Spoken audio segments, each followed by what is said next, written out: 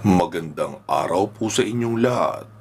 Bago natin simulan ang kwento, ay muli ko lang pong hihilingin sa inyong mga mabubuting puso na pumindot ng like at mag-comment na rin ng kahit present man lang.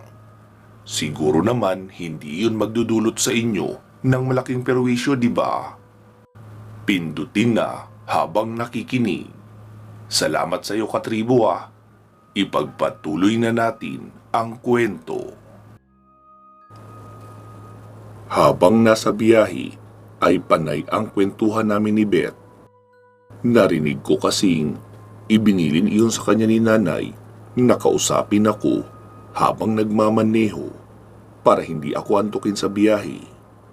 Naikwento niya ang tungkol sa kanyang mga panaginip na sadya kong ikinagulat.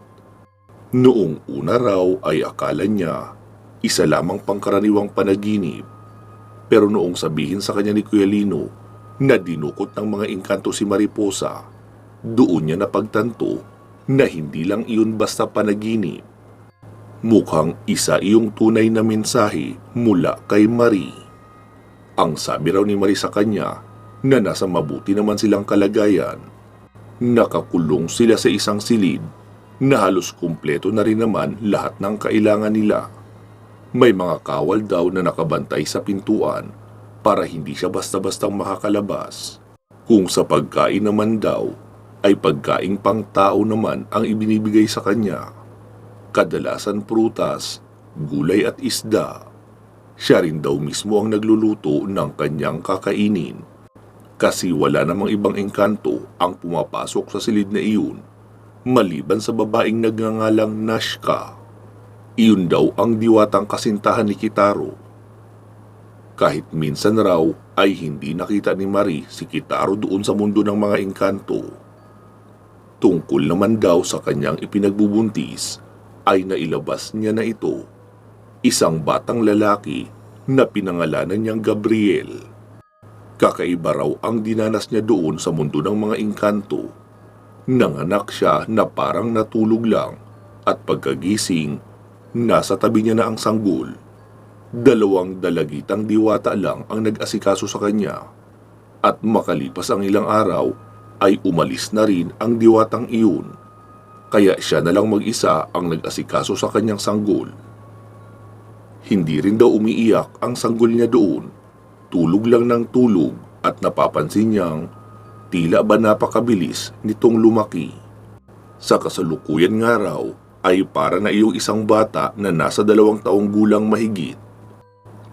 Ganun daw iyon kabilis na lumaki. Bigla ko namang pinutol ang pagsasalita ni Beth. Teka Beth, isang gabi mo lang panaginip yan? Hindi Tingting, halos gabi-gabi ay nakakausap ko si ate sa panaginip. Kaya naikikwento niya sa akin ang mga nangyayari doon. Pero nitong mga nakaraan, ang sabi niya, nag-aalala raw siya. May namumuo kasing kaguluhan sa kaharian ng mga engkanto. May nabubuo daw na 2 paksyon at hindi iyon magkasundo. Sinabihan rin daw siya ni Nashka na maghanda palagi. Baka raw isang araw ay kailangan siya nitong itakas, lalo na ang batang si Gabriel. Ang gusto raw kasi ng isang paksyon na patayin ang batang si Gabriel at hihigupin ang lahat ng kapangyarihan at dugo ng bata para ipagamit sa mga pinakamalalakas na kawal ng kaharian.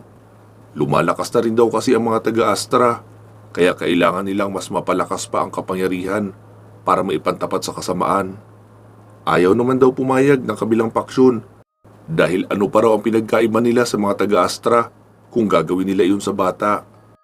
Ang balak daw ng paksyon na kinabibilangan ni Nashka ay palakihin sa mundo ng mga engkanto ang batang si Gabriel.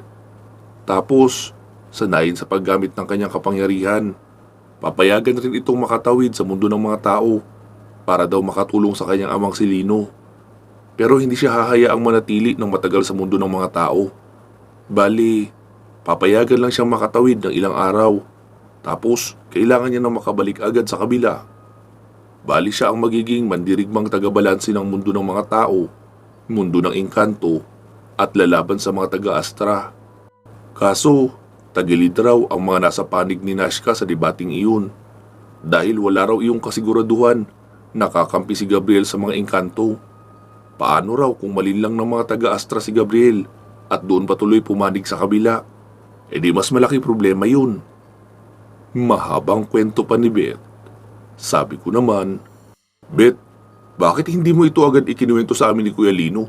Para sana napagtuunan agad ni Kuya Lino ng pansin ang pagliligtas kina Marie at sa anak nila. Ting-ting, ang bilin sa akin ni ate, huwag ko raw munang sasabihin kay Lino ang lahat ng ito. Mas malaki raw ang problema ni Lino na kinakaharap sa mundo ng mga tao para dumagdag pa sila sa iisipin nito. Kahit papaano naman raw ay pinoprotektahan pa rin sila doon ng paksyon ni Nashka. Beth, bakit mo naman gusto makausap si Lolo Ino? Kasi Ting-ting, naaalala mo yung iniligtas nyo kami sa bundok ng Santo Tomas? Di ba biglang nagbago ng katauhan doon si ate? Nagkaroon siya ng kapangyarihan na kulay asul at itim. Naisip ko na baka meron din ako noon. Gusto kong matutunan kung paano iyon papalabasin. Tapos, ibibigay niyo ako sa mga kalaban doon sa Santa Monica. Kapag nakita ko na si Lino, ay gagamitin ko ang kapangyarihang iyon para iligtas siya. Agad naman akong sumagot. Papaano kung hindi mo iyon mapalabas? Di makukuha ka patuloy ng mga kalaban at magiging alay sa pagbubukas ng pinakamalaking portal ng Astra? Huwag kang mag-alala, Ting-ting. May naisip na akong paraan dyan. Ha? Ano naman? Di magpapakamatay ako bago pa nila ako mahuli para hindi na nila ako magamit bilang alay. Hindi naman nila ako magagamit agad dahil may tamang oras ang panahon ng pagbubukas ng ganoon kalaking portal. Kaya hindi nila agad magagamit ang dugo ko at kamatayan ko para sa pagbubukas. Teka lang, Beth. Parang hindi magandang plano yan Sumagot naman si Beth. Bakit? Meron ka ba bang ibang alam na paraan? Kahit naman makahingi ka ng tulong sa mga kaibigan nyo, walang kasiguraduhan na makakalapit kayo doon. Masyadong malakas ang mga kalaban. Ako lang ang makakalapit sa kanila. Dahil ibababa nila ang antas ng kanilang aura para makalapit ako. Maliban na lang kung gusto mo ring may mangyari sa atin para hindi ako pwedeng maging alay, kagaya ng ginawa nila ate at ni Lino. Natataranta naman ako sa pagsagot sa sinabi niya. Hindi Tsaka, baka malayo ko pa lang ay malalaman na nila na hindi ka nabirhin. Kaya hindi ka na rin magkakaroon ng pagkakataon na makalapit kay Kuya Lino. Iyon naman pala Wala ka ng ibang alam na paraan, kaya itong plano ko na lang muna ang gagawin natin. Hindi na nga lang muna ako sumagot sa kanya dahil wala rin akong maisip o maisuhestyon na paraan. Makalipas ang mahabang biyahe, ay nagpasya na lang muna kaming kumain saglit. Itinabi ko ang sasakyan at doon na rin kami sa loob ng sasakyan kumain. Ibinukas ko lang ang pintuan. Matapos makakain ay nagpatuloy na kami sa aming biyahe hanggang sa makarating na kami ng San Narciso. Pagkarating sa gate ay bumusina ako ng 2 beses. Mabilis naman na nagbukas sina Mang Roland at Lolo Ino. Agad na rin lumabas ng bahay ang iba. Pagkalabas ko ng sasakyan ay nakita kong mugto ang mata nila Aling Sally at Rosalia. Lumapit naman sa akin si Lolo Ino at niyakap ako. Napansin niya siguro na naiiyak na ako noon. Inalalayan niya akong makaupo hanggang sa sala. Ikinuwento ko sa kanilang lahat ang mga nangyari sa lakad namin ni Kuya Lino, pati na yung tungkol sa babaeng nagsabing pumunta ako sa Santa Monica para makita ang katawan ni Kuya Lino. Sabi naman agad ni Lolo Ino, Ting-ting! Sa tingin mo, may magagawa pa tayo para makuha ang katawan ni Lino? Opo, Lo. Meron akong nabuong plano. Pumayag naman si Beth na maging kapalit para kay Kuya Lino. Pero Ting-ting, hindi iyon magandang posisyon. Sobrang delikado noon. Malaki ang posibilidad na hindi sila tumupad. Gusto lang talaga nilang makuha ang dalagang may dugong babaylan. Lo, nakausap ko na rin po si Rafael. Handa siyang umalalay. Ganito po sana ang plano ko. Sasabihin ko doon sa mga taga-Naraka na papayag ako sa balak nila. Basta ibaba nila ang kanilang aura para makalapit ako at makita ko muna si Kuya Lino bago ko ibibigay sa kanila si Beth. Kapag nakita ko na ng malapitan si Kuya Lino, ay saka naman aatake sila Rafael at Micaela. Tapos, magtutulong kami ni Beth na itakas ang katawan ni Kuya Lino. Muli namang nagsalita si Lolo Ino. Tapos Tingting, anong gagawin natin sa katawan ni Lino? Wala namang may kakayahan sa atin na bumuhay ng patay. Bali po Lo, iyon pa lang ang unang bahagi ng plano ko. Ang kasunod noon ay manghuhuli tayo ng burhamin na kaya gumawa ng orasyon para ibalik sa katawan ni Kuya Lino ang kaluluwa niya. Iiling-iling naman si Lolo Ino. Alam mo Tingting, iyang ikalawang bahagi ang mas mahirap dahil napakahirap manghuli ng burhamin. Opo Lo, naisip ko na rin po iyon. E di kung hindi tayo makahanap ng burhamin, ilibing na lang natin ang katawan ni Kuya Lino. Mas mabuti na iyong nasa atin ang katawan niya kaysa hayaang naroon sa panig ng kasamaan. Muli namang nagsalita si Lolo Ino. Tingting, handa ka ba talagang sumuong sa ganyan kadelikadong misyon para lang sa walang kasiguraduhan na pag-asa na mabubuhay muli si Lino? Opo Lo, handa ako. Kahit buhay ko pa ang kapalit, handa kong ibigay para kay Kuya Lino. Di sige, magpahinga muna kayo ng ilang araw bago tayo magpupunta ng Santa Monica. Bali ako, ikaw, si Rosalia, si Beth, si Rafael at Micaela lang ang kasama rito ha. Basta kapag tagilid na ang sitwasyon natin, ay aatras na tayong lahat. Wala nang magpapakabayani.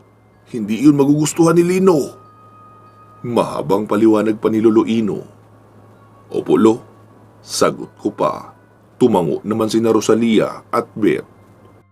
Habang naroon kami ni Beth sa San Narciso, ay panay naman ang pakikipag-usap niya kay Lolo Ino. Hindi ko alam kung tungkol saan, pero hindi malayong tungkol iyon sa usapin ng pagiging dugong babaylan niya. Kinagabihan, nakita kong nagre-ring ang cellphone ni Kuya Lino na aking dala-dala. Noong tignan ko kung sino ay nakita kong si Rafael iyon. Oh, Rafael, bakit? Tingting, nasaan kayo ngayon? Nandito na sa San Narciso. Tamang-tama Tingting.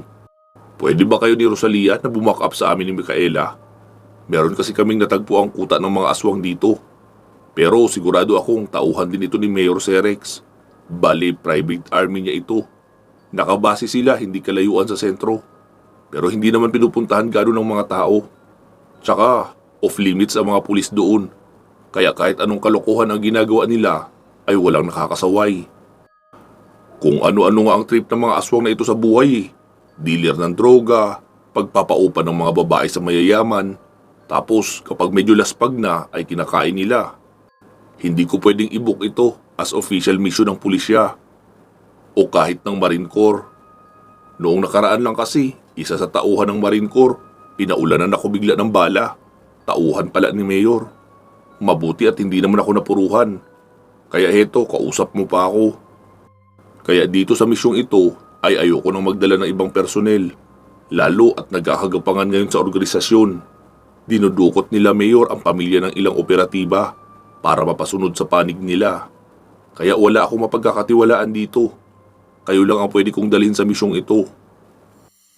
Pagkatapos magpaliwanag ni Rafael, ay saglit akong tumingin kay Rosalia na nakatulala at nakatingin sa kawalan.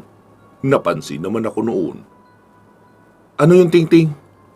Tanong pa ni Rosalia sa akin. Si Rafael itong nasa cellphone. Humihingi ng backup. May lulusubin daw silang kuta ng mga aswang. Hindi niya rin pwedeng dalhin ang mga kasamahan niya sa serbisyo dahil marami na ang bumaliktad at kumampi kay Mayor. Sumagot naman si Rosalia. Tara, tulungan natin si Rafael. Gigil na gigil ako ngayon na kumatay ng mga aswang. Tinignan ko rin si Lolo Ino. Ano po Lo, sasama ka? Oo Tingting, ngayon na ang oras na kumilos tayong lahat habang wala si Lino. Dahil kung sakali mang hindi tayo magtagumpay sa pagliligtas kay Lino, magiging permanente na talaga ang ating pakikipaglaban sa mga kampo ng dilim. Wala nang ibang kikilos para sa atin. Tayo-tayo na lang. Tinanguan ko naman si Lolo Ino, sabay sabing, Sige Rafael, maghahanda lang kami. Ngayong gabi rin mismo kami pupunta dyan. Teka nga pala Rafael, saan tayo magkikita? Doon na lang Tingting sa abandonadong fire station. Doon na naman? Para ka naman si Kuya Lino. Ang hilig nyo talaga sa kuta ng multo.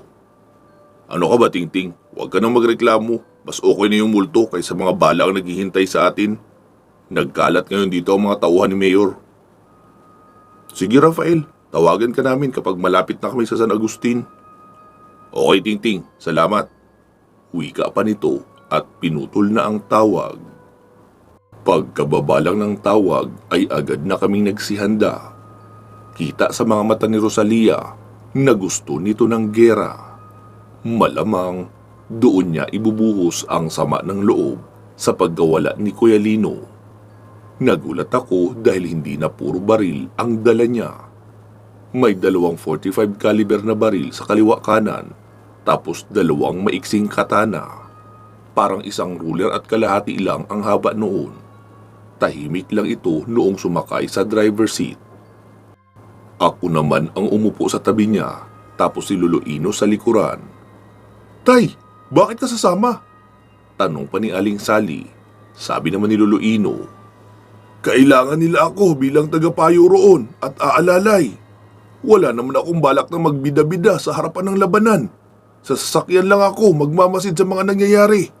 At tutulong kung meron man ako maitutulong. Kaya huwag kang mag-alala, Sally.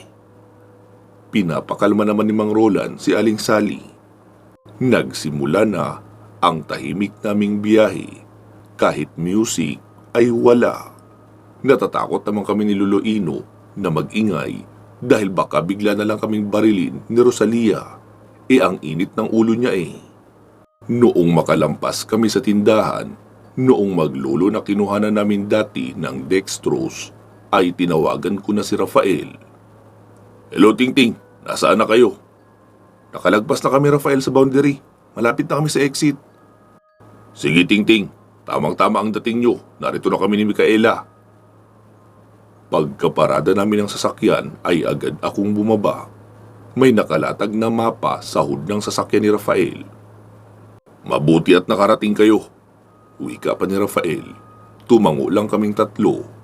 Heto nga pala ang target natin. Galing na kami ni Micaela doon, nagmanman. Ito yung location. Naalala niyo yung sinunog nyo dati na travel agency? Di ba dulo na iyon tapos dead end na? Sa unahan noon o sa bundok banda, nakapwesto ang kuta ng private army ni Mayor. Hindi sila madalas gumamit ng baril kapag gabi dahil mas tiwala sila sa kanilang kakayahan bilang mga aswang.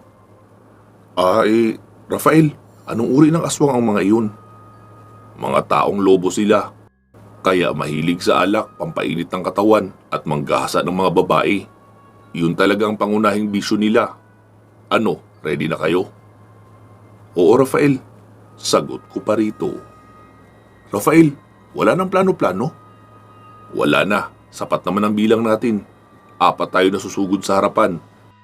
Tapos itong si Lolo Ino ang babaril, gamit ang sniper's gun sa malayo. Matatablan ba sila ng pangkaraniwang itak? Tanong ko pa rito. Kasi kung kasama ko si Kuya Lino, kahit pa pangkaraniwang itak lang ang gamit ko, ay inuorasyonan niya naman iyon sa bawat sabak namin sa laban. Kaya kahit may kabalkunat ang mga aswang na makakasagupa namin ay tumatalab pa rin. Eto Tingting, ipahid nyo sa gagamitin yung itak o patalim. Liquid blue dust yan. Mula sa hindi pangkaraniwang bulalakaw. Kahit gaano pa kataas ng antas ng isang aswang ay tatalab yan. Hindi rin kasi yan pangkaraniwan. Para yung mutya ng bulalakaw na asul at natunaw. Kaso kaunti na lang reserba ko niyan. Kaya hindi ko masyadong ginagamit. Pang emergency lang kapag aswang na talaga ang kalaban. Okay Rafael, salamat dito. Wika ko pa at nagsisakay na kami sa sasakyan. Habang nagmamaneho si Rosalia, ay iniabot niya sa akin ang 2 katana. Lagyan ko raw iyon noong liquid blue dust. Agad ko namang ginawa. Noong naroon na kami sa lugar ay may itinuro si Rafael at sinabi niya kay Rosalia na doon ikubli ang sasakyan namin para hindi na kailangan magtago pa ni Lolo Ino sa kung saan-saan. Lo, Kaya niyo na ba dito mag-isa? Oo, Ting-Ting. Ako na ang bahala dito. Gawin niyo na ang nararapat sa mga aswang na nariyan. Nakita kong inusala ni Lolo Ino ng orasyon isa-isa ang mga bala na gagamitin niya. Ibig sabihin, tatalab din iyon sa mga aswang. Paggalingon ko ay naroon na si Rosalia na uuna papunta sa kuta ng mga aswang sa itaas. Suminyas naman si Rafael sa amin ni Micaela na maghiwalay at tumago sa kabilaang bahagi niya para magkakalayo kami. Inilabas ko ang scope na may night vision para makita ko ang lahat ng naroon, pati na yung mga nasa bubungan o sa mga gilid. Sa may harapan lang kasi banda ang may lampara. Nakita kong may dalawang mahabang lamesa ang naroon. May nakataling dalawang dalaga na hubot-hubad habang may nakapatong na balahibong lalaki na gumagamit sa ibabaw.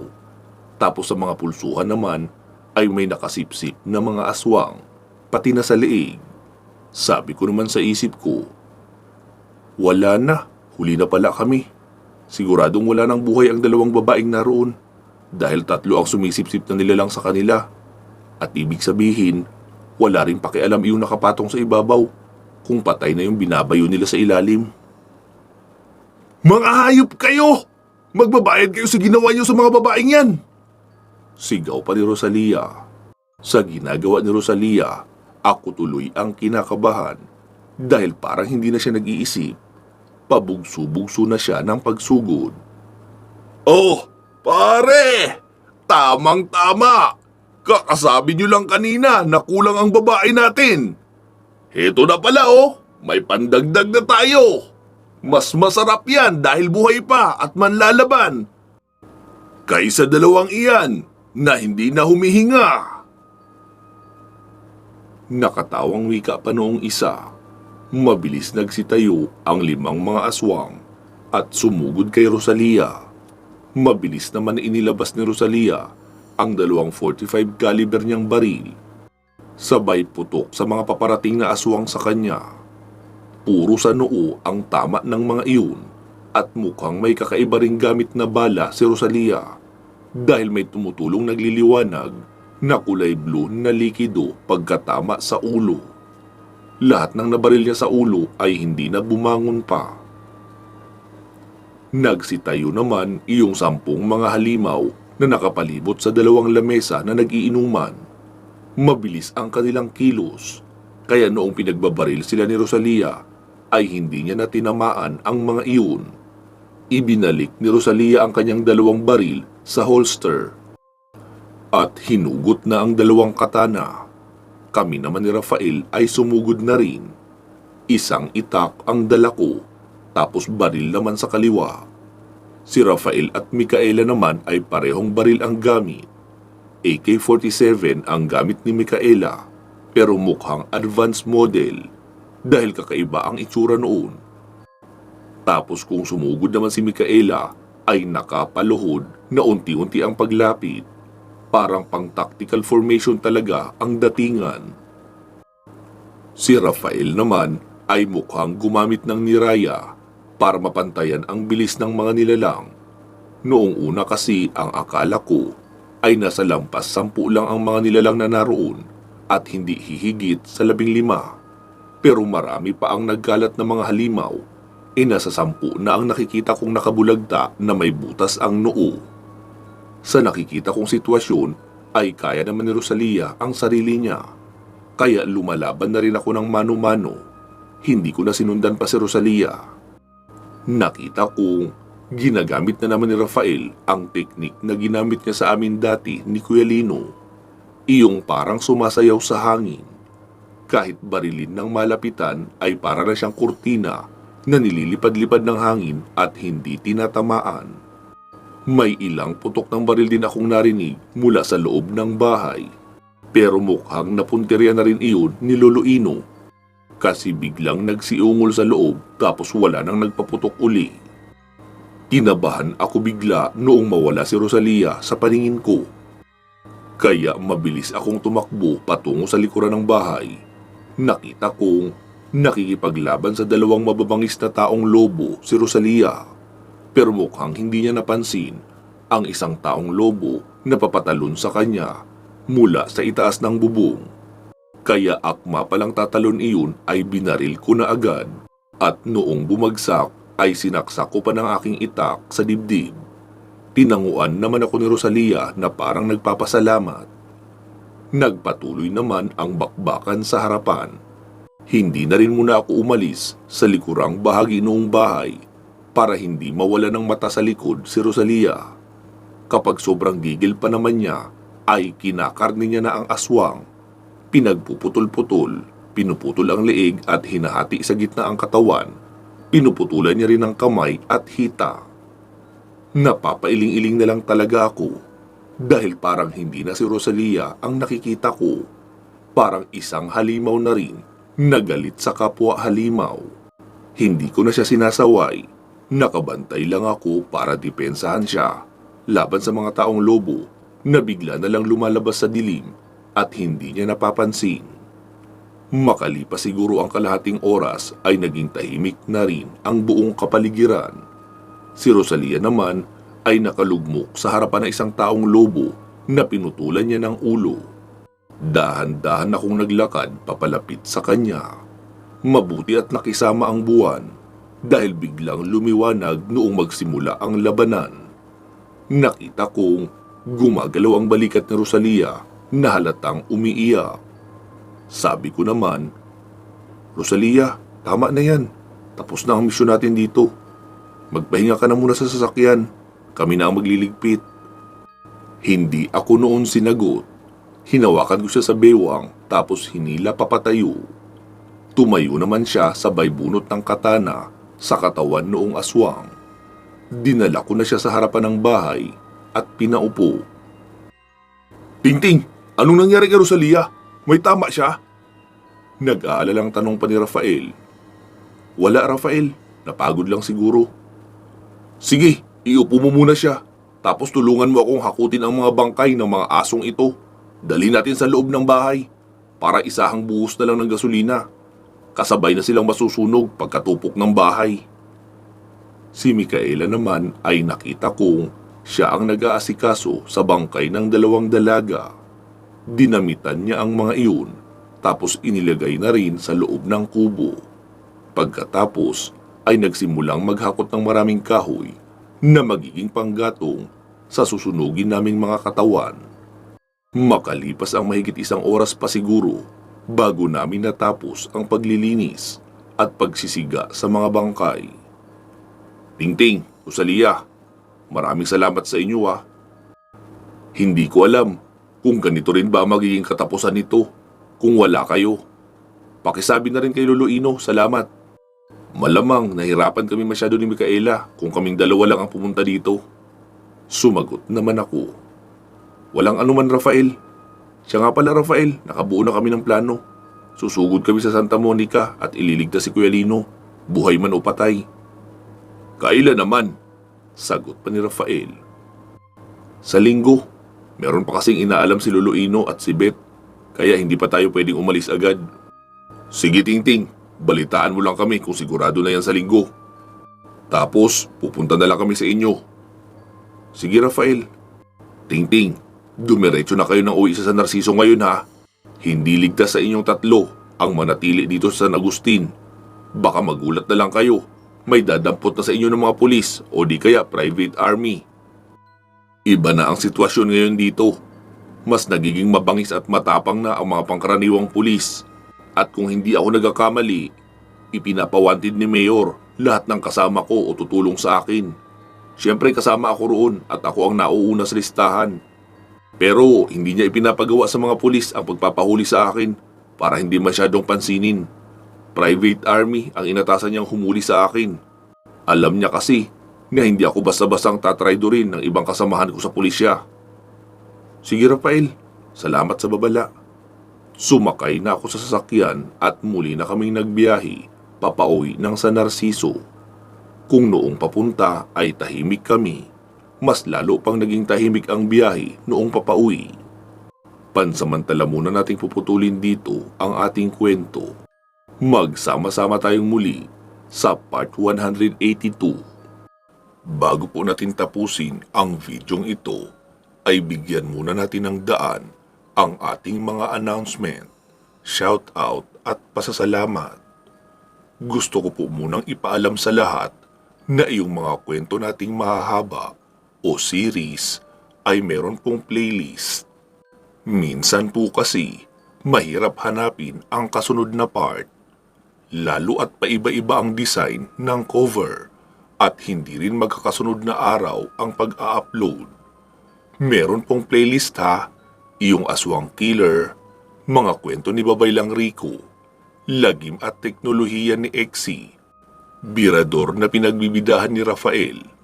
Siya nga po pala, ang karugtong ng Birador ay iyong kwentong Bangkilanon Hunters. May playlist na rin po ang Revolusyon. Sana ay masubaybayan nyo rin iyon. Bukwan lang iyon ha, at wala ng karugtong. Ang dulo noon ay part 59 lang, wala ng kasunod. Ibig sabihin, malapit na ang pagtatapos noon. Sana ay mapakinggan nyo, dahil ako na mismo ang magsasabing, maganda ang kwentong iyon. Lalo kung mapapakinggan nyo ng naka-playlist, dahil sunod-sunod. Naroon ang aksyon, drama, horror na may kasamang exorcism, pati pakikipaglaban sa mga extraterrestrial. Siksik sa labanan na pinaghalo ang modern technology at ancient powers. Kaya magaling talaga ang pagkakagawa at pagkakanarrate noon. Sana po ay inyong mapakinggan ng buo. Uulitin ko lang po ha, may playlist na iyon at malapit na ang finale. Magtungo na po tayo sa ating mga shoutout at pasasalamat. Unahin na natin si Ma'am Aida Lasimet Calfe ng Qatar.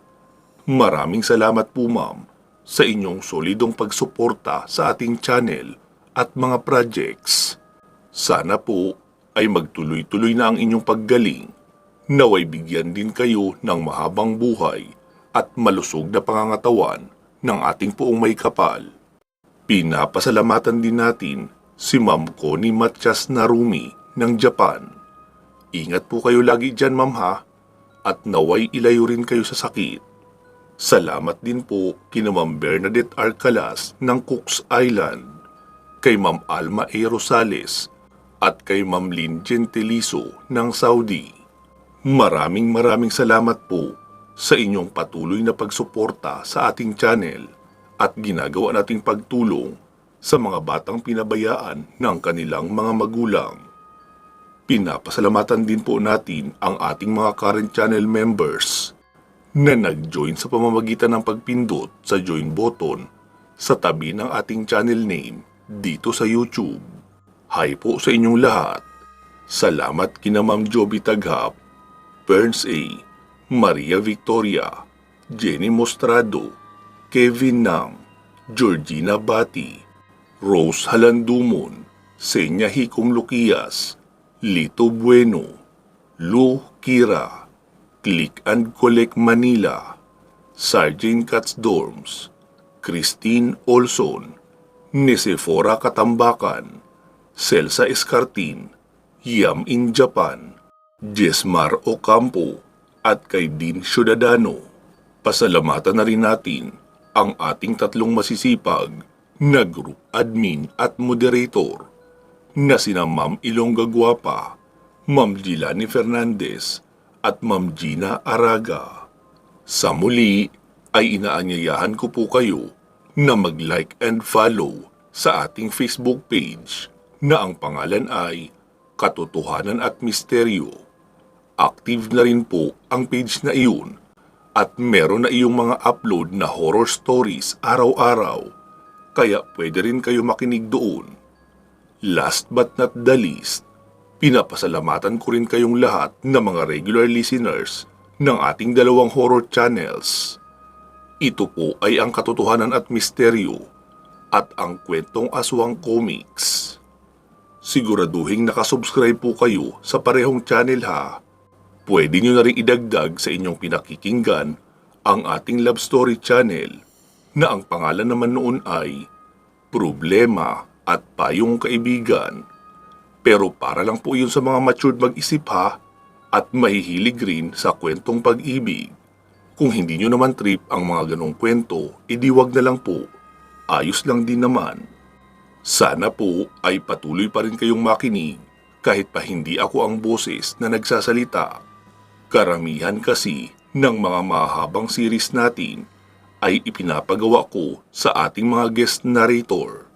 Pero syempre, ang Aswang Killer, Lihim ng Medalyon at Kwento ni Babaylang Rico ay ako pa rin ang magnanarrate noon, pati na iyong mga single stories.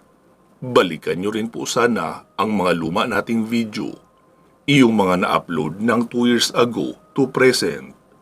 Siguradong marami pa doon ang hindi nyo napapakinggan, lalo na sa mga bago lang dito sa ating channel. Maraming salamat po sa patuloy niyong suporta sa ating mga channels. Naway sa araw-araw niyong pagtambay sa YouTube ay kasama ang ating channel sa inyong dinadalaw. Kahit ako na ang huli niyong papakinggan ay ayos pa rin iyon para sa akin. Masaya na ako doon at ipinagpapasalamat ko na ng malaki. Naway pagpalain kayong lahat ng ating puong may kapal at bigyan palagi ng malusog na pangangatawan. Magsama-sama po tayong muli sa iba pang mga paparating nating kwento. Mag-iingat po kayo palagi at hanggang sa muli.